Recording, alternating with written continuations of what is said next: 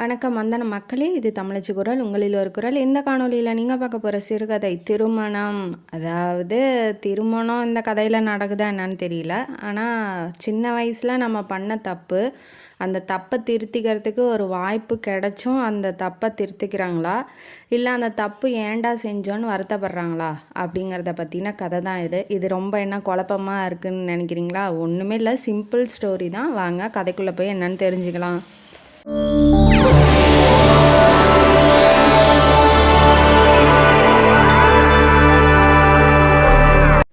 இந்த கதையோட ஆரம்பத்தில் ஹீரோயினியை தான் இன்ட்ரடியூஸ் பண்ணுறாங்க. ஹீரோயினி பேர் ராதிகா. அவங்க என்ன பண்ணுறாங்கன்னா, ஒரு கம்பெனியில் அக்கௌண்டண்ட்டாக வேலை செஞ்சிட்ருக்காங்க. அவங்க அம்மா வந்து இறந்து போயிட்டாங்க. அண்ணனும் வந்து காமாலையில் செத்து போயிட்டாப்புல. அக்கா ஒருத்தி இருக்கா, அவள் கல்யாணம் பண்ணி மும்பையில் போய் செட்டில் ஆகிட்டா. அப்பா கூட இருக்கிறா. இப்போ அப்பாவுக்கு இந்த சமையல்லாம் அதிகமாக தெரியாது, அதனால் இவ தான் போய் சமைக்கணும் ஆஃபீஸ் முடிஞ்சதுக்கப்புறம். இப்போ எங்கே இருக்கா அப்படின்னா, ஒரு கல்யாண மண்டபத்தில் கல்யாணம் நடந்துகிட்ருக்கு. யார் அப்படின்னா, ஆஃபீஸில் இருக்க ஒரு அக்கௌண்டண்டோ இவ ஒருத்தி மட்டும் இல்லை, அவங்களுக்கு மேலே சீனியர்லாம் இருப்பாங்க இல்லையா, அவங்களோட பொண்ணுக்கு கல்யாணம் நடந்துகிட்ருக்கு. அதை அட்டன் பண்ணுறதுக்காக இப்போ ஆஃபீஸே போகுது. இவ போகலைன்னா கஷ்டமாக இருக்கும் இல்லையா. இவ மட்டும் ஏன் வரல, இவ பெரிய பந்தா பார்ட்டி அது இதுன்னு சொல்லி அதை 4 பேர் பெருசாக இழுத்து அதை பற்றி தப்பாக பேசுவாங்க. அதனால் வந்து இவளும் அட்டன் பண்ணுறா. அந்த கல்யாணத்தை வேண்டா வெறுப்பாக தான் அட்டன் பண்ணுறா. இந்த கல்யாணங்கிறதே அவளுக்கு பிடிக்கல. அப்படி என்னடா இவள் வாழ்க்கையில் நடந்துச்சு அப்படிங்கிறது தெரியல. அந்த கெட்டி மேலே சத்தம்லாம் கேட்கும்போது யாரோ அவளுக்கு சங்கூதுற மாதிரியே கேட்குது. அப்புறம் அந்த வாசனை இருக்கு இல்லையா, அந்த சந்தனம் பூக்களோட வாசனையெல்லாம் அவளுக்கு வந்து ரொம்ப அலர்ஜியாக இருக்குது. அவளுக்கு அந்த அந்த சுச்சுவேஷனே ஆக்வர்டாக இருக்குது. அவளுக்கு பிடிக்கல. Not good for that situation.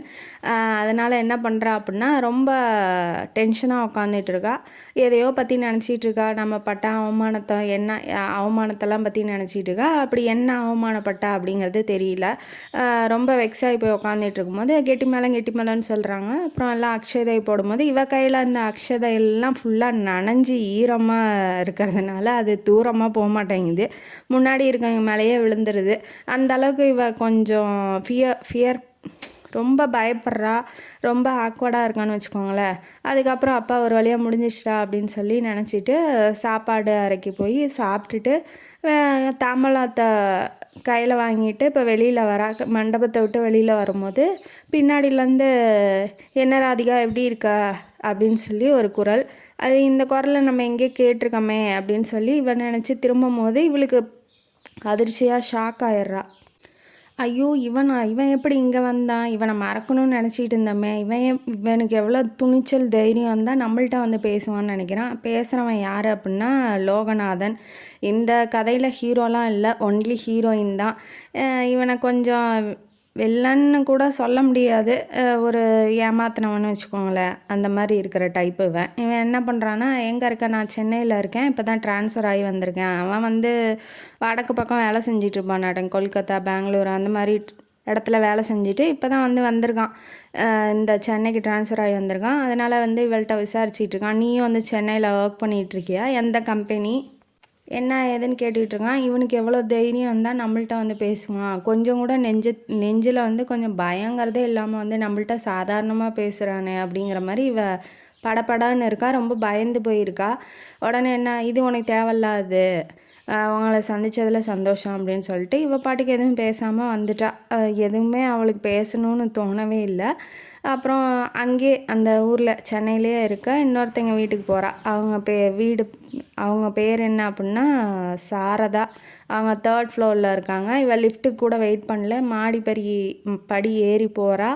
போயிட்டு கதவை தட்டும் போது அவங்க திறந்துடுறாங்க. உள்ளே வான்னு கூப்பிட்றாங்க. சரி, ரொம்ப நாளாச்சு, ரொம்ப மாதமாக ஆச்சு உன்னை பார்த்து, எப்படி இருக்கா, நல்லா இருக்கியான்னு கேட்கும்போது அவள் சொல்கிறா, இந்த மாதிரி லோகநாதனை பார்த்தேன், அவன் வந்து என்கிட்ட பேசுகிறான், அவனுக்கு எவ்வளோ தைரியம் துணிச்சல் இருந்தால் வந்து என்கிட்ட பேசுவான், கொஞ்சம் கூட நெஞ்சில் அவமானங்கிறதே இல்லாமல் வந்து என்கிட்ட பேசுகிறானே, நான் எப்படி ஃபேஸ் பண்ணுறது. இப்போ அவன் என்னை பார்த்துட்டான், எங்கள் ஆஃபீஸுக்கும் வரலாம். ஏன்னா அந்த மேனேஜரோட கல்யாணத்தில் தானே அவங்க பொண்ணு கல்யாணத்தில் வந்து அட்டன் பண்ணதுனால இவனுக்கு தெரிஞ்சிருக்க வாய்ப்பு இருக்குது. அப்போ ஆஃபீஸுக்கு வந்தால் நான் எப்படி ஃபேஸ் பண்ணுறது அப்படிங்கிற மாதிரி சாரதா அப்படிங்கிறவங்கள்ட்ட கேட்டுக்கிட்டு இருக்கா. அவனே எதுவுமே நடக்காத மாதிரி வந்து ஃபீல் பண்ணி பேசும்போது, நீ ஏன் பயப்படுற? நீயும் பயப்படாமல் ஃபேஸ் பண்ணு. தைரியமாக அவன்கிட்ட பதில் சொல்லு. அதனால் நீ பயந்துக்காத. அதை மீறி ஏதாவது நடந்தால் என்கிட்ட வந்து சொல்லு, நான் பேசிக்கிறேன் அப்படின்னு சொல்லி இவங்க சொல்கிறாங்க, சாரதா சொல்கிறாங்க. ஒரு தைரியத்தோடு இப்போ வீட்டுக்கு போகிறா. வீட்டுக்கு போனோடனே குளிச்சுட்டு சமையக்கட்டுக்குள்ளே போய் சமைச்சாதான் அவங்க அப்பாவும் இவளும் சாப்பிட முடியும்.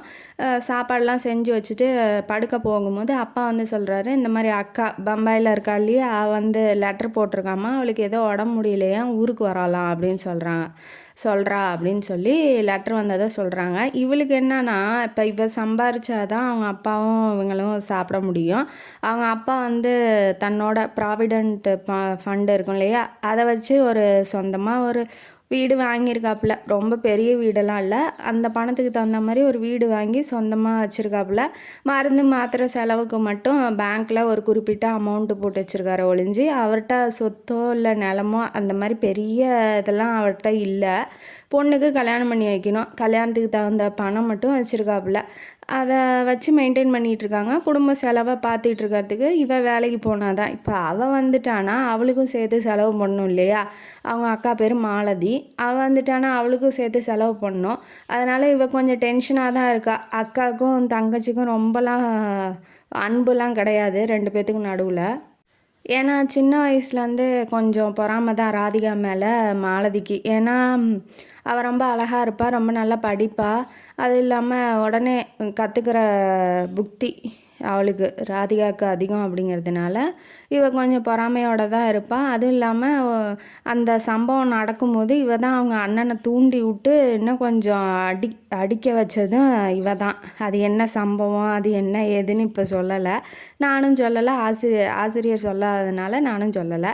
இப்போ வந்து என்ன ஆகுது அப்படின்னா, மாலதி வரான்னு சொன்னோன்னே இவ கொஞ்சம் டென்ஷனாக தான் இருக்கா. ஏற்கனவே ஆஃபீஸுக்கு போனால் அந்த டென்ஷனு பத்தாவதுக்கு கல்யாணத்தில் வேற அவனை பார்த்தது, லோகநாதனை பார்த்தது, இப்போ வீட்டுக்கு வந்தது அவங்க அக்கா வர்றதுங்கிறதுனால இப்போ மூணும் டென்ஷன். அவளுக்கு மண்டை ரொம்ப தலைவலி எடுக்க ஆரம்பிச்சிருது.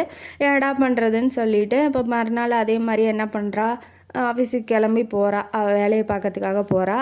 ஆஃபீஸில் வந்து இவள் போய் மற்ற பெண்கள்கிட்ட இன்ட்ராக்ட் அதை பேசுகிறதெல்லாம் அதிகம் கிடையாது. என்னன்னா என்ன அதோடு இருப்பாள். ரொம்பலாம் போய் காசிப் பண்ணுறது, ரொம்ப வந்து அரட்டை அடிக்கிறது அந்த மாதிரி டைப்லாம் இல்லை. கொடுத்த வேலையை செய்வா, கரெக்டாக செய்வாள் ஒழிஞ்சு. இப்போ இன்றைக்கி அந்த வேலையை செய்யலை, கொஞ்சம் தப்பு பண்ணிட்டா. அதை பார்த்த சீனியருக்கே வந்து ஆச்சரியம், இவளா தப்பு பண்ணா, என்னாச்சுமா, உடம்பு சரியில்லையா, லீவு வேணால் போட்டுட்டு வீட்டுக்கு போ அப்படின்னு சொல்கிறாப்புல. இல்லை பரவாயில்ல, நான் வேலை செய்கிறேன்னு வேலை செஞ்சிட்ருக்கா. அப்போ வந்து ஃபோன் வருது. யாருக்கிட்ட வந்து அந்த லோகநாதன்ட்டு தான் ஃபோன் வருது. ஆனால் வந்து அந்த முன்னாடி ரிசப்ஷன்ட்டு வந்து சொல்கிறாங்க, அந்த மாதிரி ஃபோன் வருது, கனெக்ட் பண்ணட்டுமா அப்படின்னு சொல்லி கேட்கும்போது, சரி கனெக்ட் பண்ணி தொலைங்க, என்ன தான் சொல்கிறான்னு பார்க்கலாம். ஏன்னா அவங்க அந்த அம்மா சாரதா அம்மா சொல்லியிருக்காங்க இல்லையா, கேள்வி கேட்டால் பதில் சொல்லு, பயப்படாதன்னு சொல்லியிருக்காங்க. அதனால் இவ பேச ஆரம்பிக்கிறா. எனக்கு ஒரே ஒரு சான்ஸ் கொடு, உன் வாழ்க்கையில் வந்து நான் திரும்பி வர்றதுக்கு. நான் பண்ணது தப்பு தான் எனக்கு புரியுது, ஆனால் ஒரு வாய்ப்பு கொடுக்கறதுனால ஒன்றும் தவறி போகிறது இல்லை, ஒன்றும் இல்லை இல்லையா, அதனால் எனக்கு ஒரு வாய்ப்பு கொடு அப்படின்னு சொல்லும்போது, இதுக்கு தான் ஃபோன் பண்ணியா அப்படின்னு சொல்லி ஃபோனை கட் பண்ணிடுறா.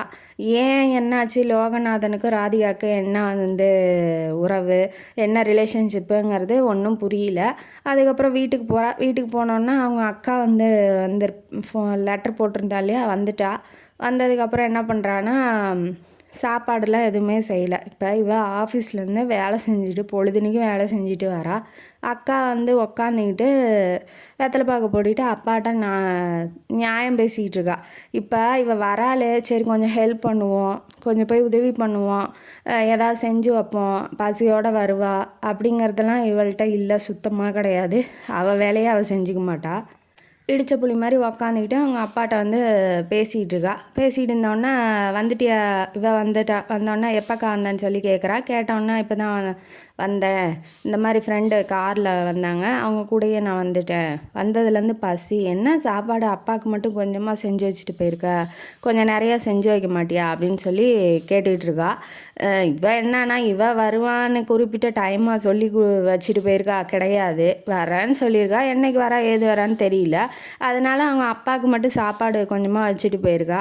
அதனால நான் பசியில் இருக்கேன், போய் உடனே ஏதாவது செஞ்சு எடுத்துகிட்டு வா, எனக்கு இந்த ரசம் வையே, இந்த துவையல் பண்ணு அப்படின்னு சொல்லி சொல்லி தங்கச்சிக்கிட்ட சொல்லிகிட்டு இருக்கா. அவளே ஆஃபீஸ்லேருந்து வரா. மிக்சிலாம் இப்போ இல்லையே அடங்குது, அம்மியில் தான் வந்து அரைக்கணும் மாட்டேங்குது. இவள் வந்து அரைச்சி எல்லாம் பண்ணி இவளுக்கு போடணுமா அப்படிங்கிற ஒரு கடுப்பு தான். இருந்தாலும் இப்போ தான் வந்திருக்கா, வந்தோடனே வம்பளுக்கணுமா அப்படிங்கிற ஒரு நல்ல எண்ணத்தில் அவளும் வந்து என்ன பண்ணுறா, அது அவள் கேட்டதை அப்படியே செஞ்சு போடுறா. சாப்பிட்டு படுக்க போகும்போது கூப்பிட்றா அப்பாவையும் தங்கச்சியும், வாங்க நான் அவங்கள்ட்ட ஒரு விஷயம் பேசணும் அப்படின்னு சொல்லி கூப்பிட்றா. சரி, நீ உடம்பு சரியில்லை, உடம்பு நல்லா பண்ணிக்கிறதுக்காக அங்கே இருக்க ஹாஸ்பிட்டல்லாம் சரியில்லை, அதனால் இங்கே வந்து பார்த்துக்கிறேன்னு சொல்லி லெட்டரில் சொல்லியிருப்பா. ராதாவோட கல்யாணத்தை பற்றி என்னப்பா நினைக்கிறீங்க அப்படின்னு சொல்லி அவங்க அப்பாட்ட பேச ஆரம்பிக்கிறா.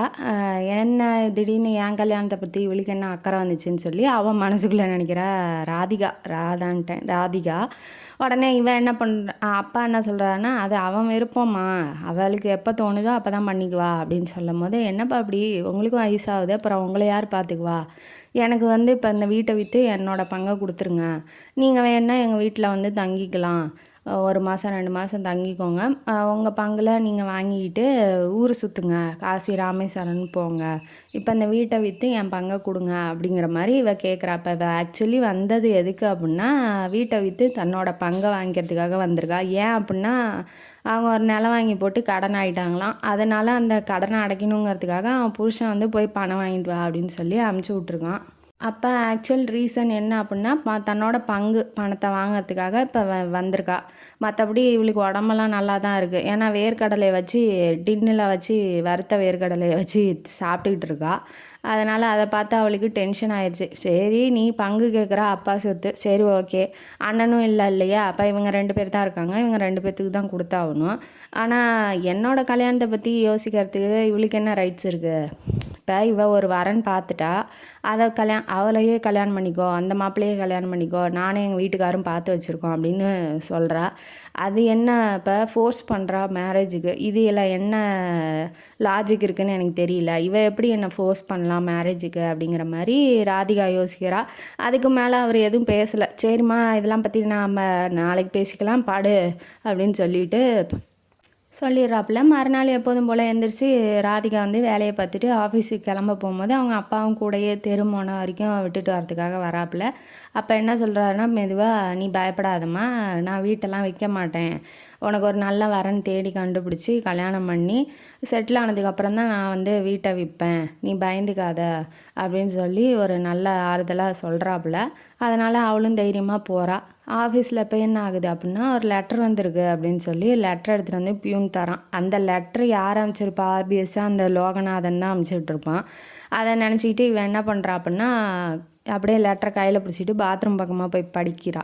என்ன எழுதியிருக்கான் அப்படின்னா, நான் இந்த மாதிரி சின்ன வயசில் தப்பு பண்ணிட்டேன், அந்த தப்பை வந்து மன்னித்து என்னை ஏற்றுக்கோ, எனக்கு அப்பா அம்மா வற்புறுத்தலின் பேரில் கல்யாணம் பண்ணி வச்சுட்டாங்க, அந்த கல்யாணம் பண்ணவளும் உடம்பு சரியில்லாமல் காய்ச்சல் வந்து இறந்து போயிட்டா ஒரே வருஷத்தில், நான் அவள் கூடயும் நல்லபடியாக வாழலை, அப்பா அம்மாவும் இப்போ இல்லை, நான் தனிக்கட்டையாக ஆயிட்டேன், என்னால் தனியாக இருக்க முடியல, நான் இன்னமும் உன்னை விரும்புகிறேன், என்னை எப்படியாவது கல்யாணம் பண்ணிக்கோ அப்படின்னு சொல்லி, நீ ஓகேனா நான் வந்து உங்கள் வீட்டில் பேசுகிறேன் அப்படின்னு சொல்லி அந்த லெட்டரில் எழுதியிருக்கான்.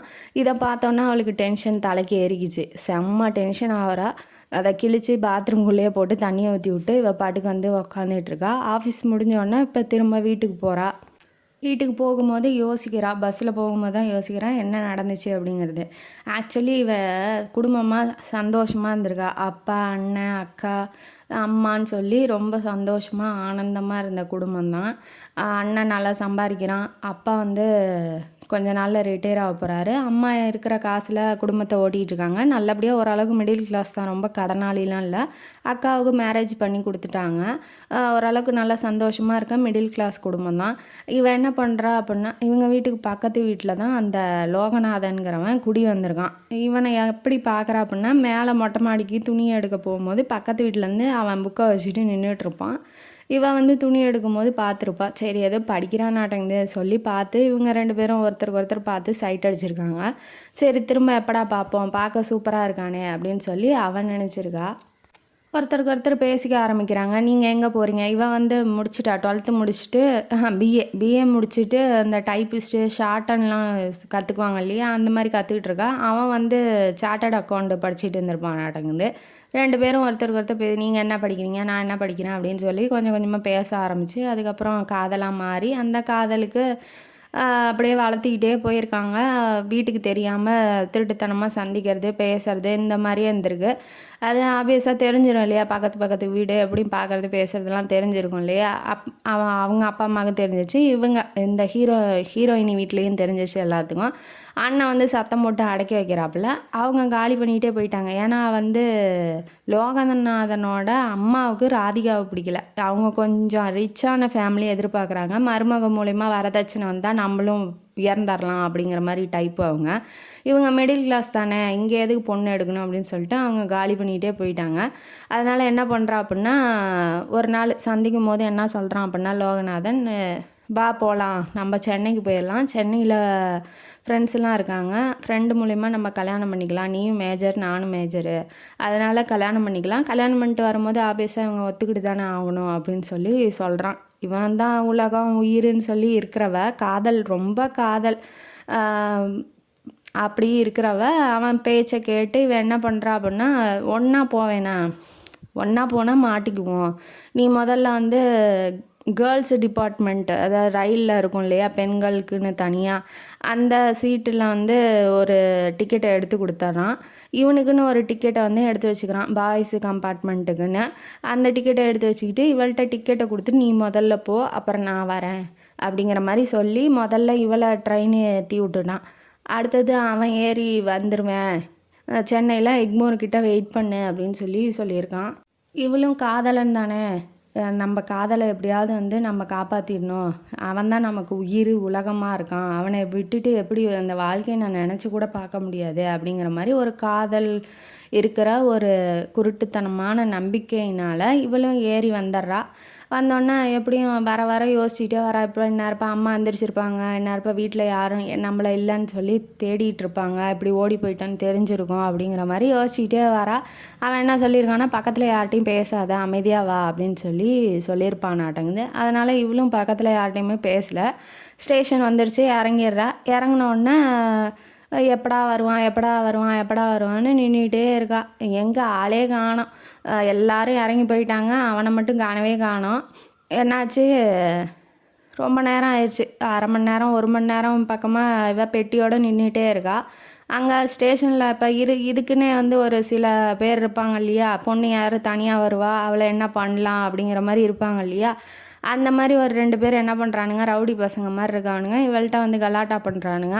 வா போகலாம், உன்னை கொண்டு போய் ஊட்டியில் விட்டுறேன், நல்லா சம்பாதிக்கலாம் அப்படிங்கிற மாதிரி ஒரு தப்பான முயற்சியில் பேச ஆரம்பிக்கிறாங்க. அவளும் ஈடு கொடுத்து கொஞ்சம் பொய் சொல்கிறான். என்ன சொல்கிறான்னா, அப்பா அம்மா வரேன்னு சொல்லியிருக்காங்க, அவங்களுக்காக வெயிட் பண்ணிகிட்ருக்கேன், நீங்கள் யார் முதல்ல பேசுகிறதுக்கு அப்படின்னு சொல்லி பேசிகிட்டு இருக்கா. பட் இருந்தாலும் அவனுங்க போக மாட்டேங்கிறானுங்க.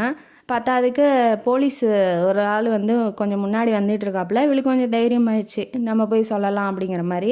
ஆனால் அவன் என்ன சொல்கிறான், ரவுடி என்ன சொல்கிறான்னா, நீ போய் சொன்னீன்னா இந்த பொண்ணுக்கு புத்தி சுவாதீனம் இல்லை, இந்த மாதிரி பெட்டியை தூக்கிட்டு ஓடி வந்துருச்சு, நான் தான் அவங்க மாமா அப்படின்னு சொல்லுவேன், அதனால் நீ அதெல்லாம் பற்றி போலீஸ்லாம் பற்றி எங்களுக்கு பயம் இல்லை அப்படின்னு சொன்னோன்னே இவளுக்கு தூக்கி வாரி போடுது. இப்போ கத்தலாமா, நம்ம காப்பாற்றுங்க அப்படின்னு சொல்லி கத்தலாமான்னு சொல்லி நினைக்கிறா, இல்லை ஓடிடலாமான்னு நினைக்கிறா. இப்போ இவன் ஒருத்தன் நம்பி தெரியாத ஊருக்கு வந்து எப்படி ஆயிட்டா பாருங்க.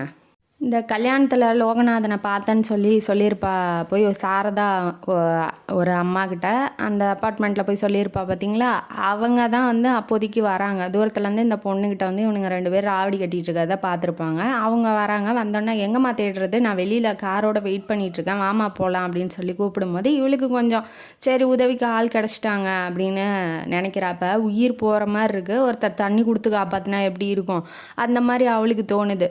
இப்போ தெரியாத ஊர், என்னடா பண்ணுறது, இப்போ இப்படி வந்து மாட்டிக்கிட்டோமே, இவன் வரவே இல்லையே, இப்படி நம்ப வச்சு கழுத்தறுத்துட்டானே அப்படின்னு நினைக்கும் போது ஒருத்தங்க வந்து கையை கொடுத்து வாமா நான் உன்னை காப்பாற்றுறேன்னு சொல்லும் போது எப்படி இருக்கும்? அப்படி இருக்கு அவளுக்கு. உடனே சரின்னு அவனுங்க விட மாட்டேங்கிறானுங்க. நீ யாருமா இப்போ எங்களை மாதிரி நீயும் வேஷம் போட்டு வந்திருக்கியாங்கும் போது அவங்களுக்கு தெரிஞ்ச இன்ஸ்பெக்டர் இருக்காப்புல ரங்கசாமின்ட்டு அவருக்கு ஃபோன் பண்ணி இந்தா பேசுகிறியா இல்லை வா ஸ்டேஷனுக்கு போகலாம் அப்படின்னு சொல்லி கூப்பிடும்போது இல்லை நமக்கு எதுக்குடா வம்பு வாடா போகலான்னு சொல்லி அவனுங்க 2 பேரும் போயிடுறானுங்க.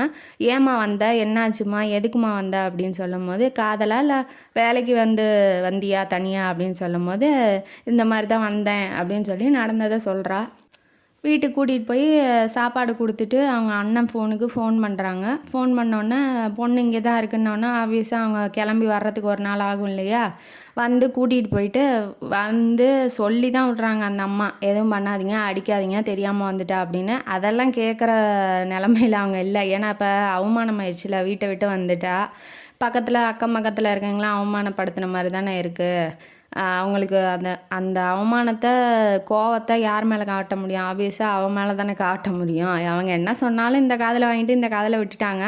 கூட்டிகிட்டு வரும்போது எல்லாருமே கத்தும் போது கூட அவங்க அப்பா எதுவுமே சொல்லலை, அமைதியாக தான் இருக்காப்புல. அவங்க அப்பா அடிக்கவும் இல்லை திட்டவும் இல்லை. பட் ஆனால் வீட்டுக்கு கூட்டிகிட்டு வந்து பெல்ட்டை உருவி அண்ணன் வந்து பிச்சை எடுத்துட்டாப்புல. அதாவது சதையே வெளியில் வர்ற அளவுக்கு அடி பிச்சுட்டாரு. அவங்க அம்மா வந்து தடுத்துட்றாங்க வேண்டாம் வேண்டாண்டான்னு. பத்தாதுக்கு இப்போ வந்திருக்கா பார்த்தீங்களா அவங்க அக்கா தான் 1க்கு 2 மூட்டி விட்றா. என்ன சொல்கிறான்னா நீலாம் ஒரு பொண்ணா, ஒருத்தன் நம்பி ஓடிட்டு எந்த மூஞ்சை வச்சுக்கிட்டு வீட்டுக்கு வந்த, அங்கேயே தண்டவாளத்தில் தலையை வச்சு சாவ வேண்டியதானே அப்படின்னு சொல்லி அவள் வேற 1க்கு 2 மூட்டி விட்டு அவங்க அண்ணனை இன்னும் கொஞ்சம் அடிங்கிறா. தங்கச்சிங்கிற ஒரு பாசமே இல்லாமல். அப்புறம் அவங்க அம்மா வந்து தடுத்ததுனால அப்போ கலையபரமாக ஆகி அந்த அவமானத்தினால அவங்க அம்மா வந்து கொஞ்சம் கொஞ்சமாக உடம்பு சரியில்லாமல் செத்து போயிட்டாங்க. அவங்க அண்ணனுக்கும் உடம்பு சரியில்லாமல் ஆகி அவரும் செத்து போயிட்டார். இப்போ இத்தனைக்கும் காரணம் யார்? அந்த லோகநாதன் கம்னாட்டி தான். அவனை நம்பி போனதுனால தான் இப்போ நம்ம கெதி அதோ கெதியாக ஆயிடுச்சு அப்படின்னு அவன் மனசுக்குள்ளே காதல்லாம் இருந்துச்சு இல்லையா, அது வெறுப்போட உச்சத்துக்கே போயிடுச்சு. மறுநாள் அவள் வந்தோடனே என்னப்பா யோசிச்சுருக்கீங்க என்னாச்சு அப்படிங்கும்போது அவங்க அப்பா வந்து தெளிவாக சொல்லிட்டார். என்ன சொல்லிட்டாருன்னா, என் பொண்ணுக்கு நான் கல்யாணம் பண்ணோம், உனக்கு என்ன தேவையோ கல்யாணத்தப்பையே ஒரு குண்டுமணி கூட நான் என் கையில் வச்சுக்காம என்ன கேட்டாங்களோ செஞ்சு அனுப்பிச்சாச்சு. அதோட அவ்வளோதான். இந்த வீட்டை விற்றா என்ன பங்கு வருமோ அதை வந்து விற்கும் போது வந்து வாங்கிக்கோ. நான் இப்போதைக்கு விற்கலை, என் பொண்ணுக்கு கல்யாணம் பண்ணணும், கல்யாணம் பண்ணதுக்கு அப்புறம் தான் நான் விற்பேன், அதனால் இந்த வீட்டை விற்கிறத பற்றி பேசாத அப்படின்னு சொல்லி கட் அண்ட் ரைட்டாக சொல்லிட்டாப்புல. உனக்கு பணம் வேணும் அப்படின்னா நான் வேணால் அந்த வீட்டு மேலே கடன் வாங்கி தரேன், வாங்கிட்டு போ. உன் பங்கு தானே கேட்குற, அந்த பங்கை நான் கடன் வாங்கி தரேன் எடுத்துகிட்டு போ, ஆனால் வீட்டை வந்து விற்க மாட்டேன் அப்படின்னு சொல்லிட்டாப்புல. சாகும் போது இப்போ இவளுக்கு கல்யாணம் பண்ணோம், இவளுக்கு கல்யாணம் பண்ணுன்னா பணம் வேணும் இல்லையா, அந்த பணத்துக்கு அவள் பங்கு இல்லாமல் என் பங்குலேருந்து பாதியே அவள் எடுத்துக்குவா அப்படின்னு சொல்லிட்டாப்புல. அதனால் வந்து அவள் எதுவுமே பேசலை அவங்க அக்கா. சரி கல்யாணத்துக்காவது ஒத்துக்கிறீங்களா? இப்படி என் வீட்டுக்காரோட ஃப்ரெண்டு தான் லோகநாதன், அவர் தான் வந்து பேச சொன்னார். யார்? இந்த எக்ஸில் அவர் விட்டுடுவான்னா பார்த்தீங்களா, அவன் தான் வந்து அக்கா புருஷனோட க்ளோஸ் ஃப்ரெண்டான். அவன் தான் வந்து சொல்லி அமுச்சு விட்ருக்கான், அந்த மாதிரி போய் பாருங்கள் பேசுங்க அப்படின்னு சொல்லிட்டு. இப்போ வந்து சொல்லும் போது அவளுக்கு இன்னும் கொஞ்சம் டென்ஷன் ஆயிடுச்சு. அவங்க அப்பா என்ன சொல்லிட்டாருன்னா, அது அவள் வாழ்க்கை, அவள் ஓடும் போது வயசு 17, அப்போ வந்து 18ன்னு நினைக்கிறேன், 18. அதனால் அவளுக்கு அப்போதைக்கு விவரம் பத்தாது. இப்போ எல்லா விவரமும் தெரியும். அவளுக்கு ஓகேனா எனக்கு ஒன்றும் இல்லை, நீ அதை அவள்கிட்டயே பேசிக்கோ அப்படின்னு சொல்லும் போது அக்காட்ட என்ன சொல்கிறான்னா, நான் அவன்கிட்டயே பதிலை சொல்லிக்கிறேன், நான் உங்கள்கிட்ட எதுவும் பேசலை அப்படின்னு சொல்லிட்டு அவனுக்கு ஃபோன் பண்ணி இந்த இடத்துக்கு வா, அதாவது அந்த அம்மா ஸ்டேஷனில் அந்த ரயில்வே ஸ்டேஷனில் காப்பாற்றுச்சு இல்லையா சாரதாம்மா, அவங்க வீட்டில் வந்து மீட் பண்ணலான்னு சொல்லி வர சொல்லியிருக்கா. இவனுக்கு என்ன அப்படின்னா, அவங்க அக்காவோ அப்பா இல்லைன்னா அக்கா புருஷன் முன்னாடியோ பேசலாம், யாரோ ஒருத்தர் முன்னாடி நம்ம வாழ்க்கையை பற்றி பேசணும்னு சொல்லி லோகநாதன் நினைக்கிறான். இருந்தாலும் பொண்ணு வேணும் இல்லையா, அதனால் நம்ம அடிமணிஞ்சு தான் போகணுங்கிறதுனால அவங்க வீட்டுக்கு போகிறான். இவளும் வந்துடுறா. வந்தோடனே என்ன முடியும்னு சொல்லி கேட்கும்போது அவன் என்ன சொல்லிடுறா அப்படின்னா, நீ வந்து என்னை பிடிக்கல, எனக்கு கல்யாணம் பண்ணிக்க வேண்டாம், கல்யாணம் பண்ணிக்கிறதுக்கு உன்னை பிடிக்கல, நீ போய் உன் வாழ்க்கையை பாருமான்னு சொல்லியிருந்தா கூட என் மனசு ஆறி இருக்கும். இந்த அம்மா மட்டும் இல்லைன்னா என் வாழ்க்கை நேரப்போ சாக்கடையாக இருக்கும், என் சாக்கடையில் தள்ளி விட்டுருப்பாங்க என்னைய, நீ வந்து ஒரு பொண்ணை நம்பி வர வச்சுட்டு அனாதை மாதிரி அங்கே நிற்க வச்ச பற்றியா, அன்னைக்கே நீ செத்து போயிட்ட. அதனால் நீ இப்போ திருந்திட்ட, உன்கிட்ட பணம் இருக்குது, கார் இருக்குது, நீ இப்போ தனிக்கட்டையாக இருக்க அப்படின்னா என்னோட வயித்தெரிச்சல் தான். ஏன்னா இப்போ அம்மா வேணும், அம்மா வேணும், அப்பா வேணும், நல்ல வசதியான வாழ்க்கை வேணும்னு தானே அன்னைக்கு என்னை விட்டுட்டு போனேன். ஆனால் இன்றைக்கி எல்லாமே உன்கிட்ட இருக்குது, ஆனால் நீ தனிமரமாக நிற்கிற. என்கிட்ட எதுவுமே இல்லை, இருந்தாலும் நான் கொஞ்சம் சந்தோஷமாக தான் இருக்கேன். நான் இனிமேட்டு கல்யாணமே பண்ணிக்க மாட்டேன், அதுவும் உடனேனா சுத்தமாக பண்ணிக்க மாட்டேன். நீ போய் உன் வாழ்க்கையை பாரு, நான் என் வாழ்க்கையை பார்த்துக்கிறேன். மன்னிக்கிறதுலாம் என்னால் முடியவே முடியாது. உன் மேலே இருக்க காதல்லாம் வெறுப்பாகி ரொம்ப நாள் ஆயிடுச்சு. அதனால் காதல்லாம் என்கிட்ட எதிர்பார்க்காத, உன்னை கட்டிட்டு நான் சந்தோஷமாக வாழ முடியாது அப்படின்னு சொல்லிட்டு அவள் வாழ்க்கையை பார்த்துக்கிறேன்னு சொல்லிட்டு போயிட்டா. இவனும் அதுக்கு மேலே எதுவும் பேசலை. நீங்களாவது சொல்லக்கூடாதா அப்படின்னு சொல்லி சாரதா அம்மா, ஏன்னா இப்போ அவங்க அப்பாவுக்கு வயசாயிடுச்சு, எவ்வளோ நாள் இருப்பார், தனிமரமாக இவ இப்போ இப்படியே இருக்க போகிறாளா என்ன அப்படின்னு சொல்லி நீங்கள் கொஞ்சம் சொல்லக்கூடாதாங்கும் போது, அது அவள் வாழ்க்கைப்பா, அவளுக்கு இப்போ தனிமரமாக இருக்கணுமோ இல்லை கல்யாணம் பண்ணிக்கணுமோங்கிறதோ அவள் டிசைட் பண்ணிக்கிட்டோம், நான் எதுவும் தலையிட முடியாதுப்பா அப்படின்னு சொல்லிட்டாப்புல சாரதாம்மா. அதனால் இவன் எதுவுமே பேசலை, அவன் அமைதியாக போயிடுறான். அவ்வளோதான், உன்னை மன்னிக்க மாட்டேன்டா, உனக்கு வந்து இனிமேட்டு என் வாழ்க்கையில் இடம் இல்லைடான்னு சொல்லி உதறிட்டா. இதோட சரி, இவ இனிமேட்டு தன்னால் வாழ முடியும், தன்னாலேயும் முடியும் அப்படிங்கிற ஒரு நம்பிக்கை அவள்கிட்ட இருக்குது. ஏன்னா இப்போ வேலைக்கு போகிறா, குடும்பம்னா என்ன மாதிரி இவ வாழ்க்கை நடத்தணும் அப்படிங்கிறது எல்லாமே அவளுக்கு தெரியுது. அதனால் தனக்கு ஒரு நல்ல வரன் அமையும், இல்லை கடைசி வரைக்கும் கல்யாணம் பண்ணிக்காமலே இருந்துக்கலாம் அப்படிங்கிற ஒரு துணிச்சல் வந்து இவளுக்கு இருக்குது. அதனால் அந்த தைரியத்தில் வேணான்னு சொல்லிட்டா. இந்த கதை இதோட முடியுது. இந்த கதையிலேருந்து நமக்கு என்ன தெரியுது? எல்லாரும் லவ் பண்ணுங்கள், நல்லா சந்தோஷமாக இருங்க, லவ்வை கரெக்டாக பண்ணுங்க. ஏன்னா இந்த மாதிரி போய் நம்பி ஓடி போகிறதா இருந்தால் கூட எல்லாத்தையும் சரி பார்த்துட்டு ஓடி போங்க.